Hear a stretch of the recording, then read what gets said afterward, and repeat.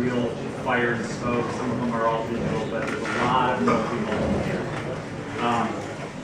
The other thing that was interesting is you sort of don't notice it, but that's the good part about it, is as Godzilla is moving through this dust-filled downtown San Francisco, he's moving through, but he's also disrupting the dust as he goes through, and it sort of seats him in there that he's really part of that environment, as opposed to just putting dust in front of him and he would never stir it out.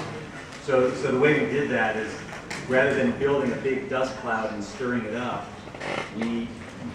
if you saw Godzilla just by himself, he's always emitting smoke. So he's walking around and he's always smoking from all over the place. So when he moves his arm, the smoke sort of trails off. And it looks like, when you comp that in with other smoke, it looks like he's disturbing the smoke that's there. But he's just emitting smoke. What else is out there? Any questions about that at all? Yes? Okay.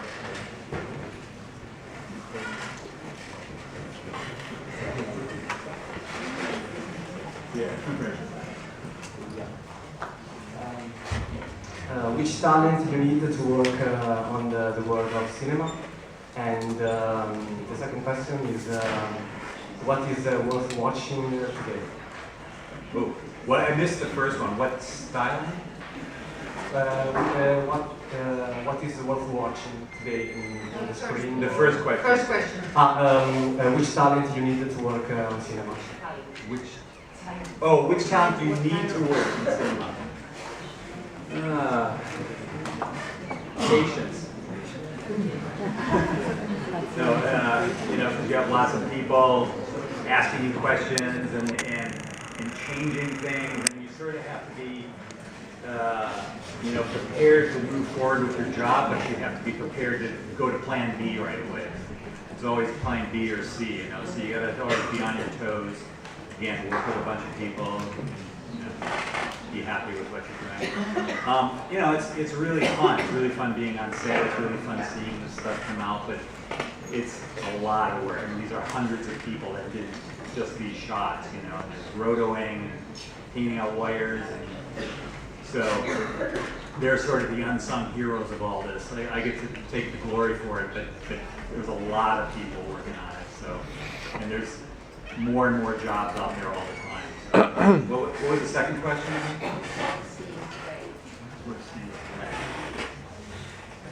Well, actually, the next one's going to be interesting because it's Ben-Hur, which I shot in Rome, and I basically we didn't do any digital effects in Ben-Hur at all. It was all practical miniatures.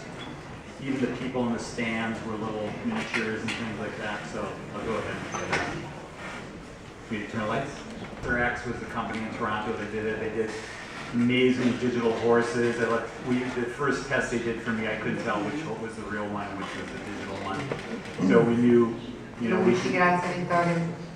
knew we could, have horses crash like they could never crash for real, and not get the animal rights people mad at us.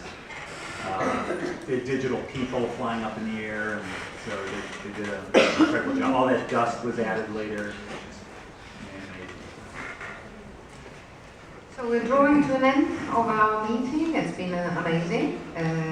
So I start thanking you very much and asking if there are some more questions. The last ones. There was one there which had been unanswered. Yes. And here, maybe, yeah.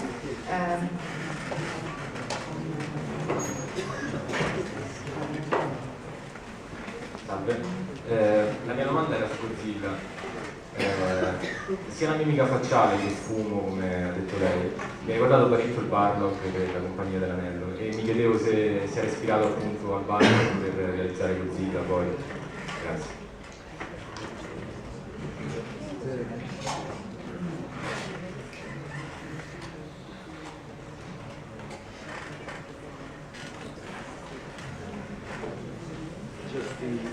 The facial looks. It's interesting you mention that because that's right. It's interesting you mention that because even though Godzilla is this creature, when we animated it, I sort of wanted them to add a little bit of humanity to the creature.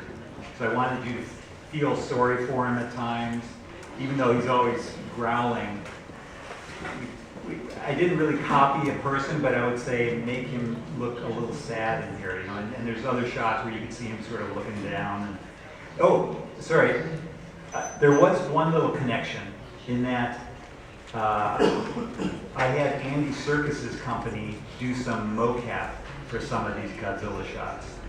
And so he gave us a lot of those expressions, actually.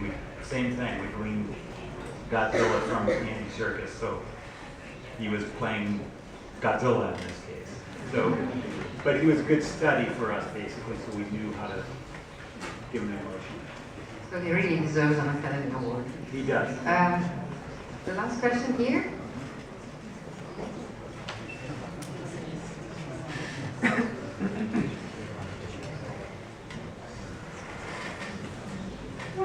Hello. My question is just pure curiosity, nothing else. We all know in March will be released the movie Kong, Skull Island. Okay. And I know will be also another movie which title is Godzilla versus Kong. And so I want to ask you if you will be involved in that movie. I'm not involved in the movie. Bad. Because I like a lot that Godzilla, because it's the real Godzilla on the big screen. And I like a lot. That's why I asked you that. No, it's a good question because the director of Godzilla was a visual effects supervisor in London in the BBC. His name was Gareth Edwards, and he did Rogue One recently. He's directed Rogue One, so he's very talented. But what was interesting is he would tell me stories when we were on set, and he said, you know, he did a movie called Monsters, which he did all himself. It's something to watch for you guys because he literally shot it. You look at the credits and it's all him. He did the visual effects for it. He did lighting for it. He did cinematography. He did all this stuff by himself, editing, and he did it for $500,000. And it was a really good movie, so Monsters. But he said when I was doing Monsters, I would play the making of Lord of the Rings, and I'd just keep watching me go over and over again on the Lord of the Rings. And so he came from that background, so he understood what it took. So he had a lot to do with the feel of it also. So, yeah. Thank you. Yep. We were wondering, how did it feel to step on the Oscar stage the first time to get the statue? Good. Yeah. No, I completely remember that second. And the winner is? Yeah, you're sitting there, sweat is just pouring down your body. And we're in the tuxedo and you're sweating. And I remember they said, the winner is Jim. And I remember they said, Jim, just Jim. And my blood just rushed out of my body. I forgot everything after that. You sort of wander up on stage. You face the audience like I'm facing you, except Steven Spielberg, Martin Scorsese. Come on. And then there's a big clock, countdown timer, from 45 seconds. I think. So it was great and frightening at the same time.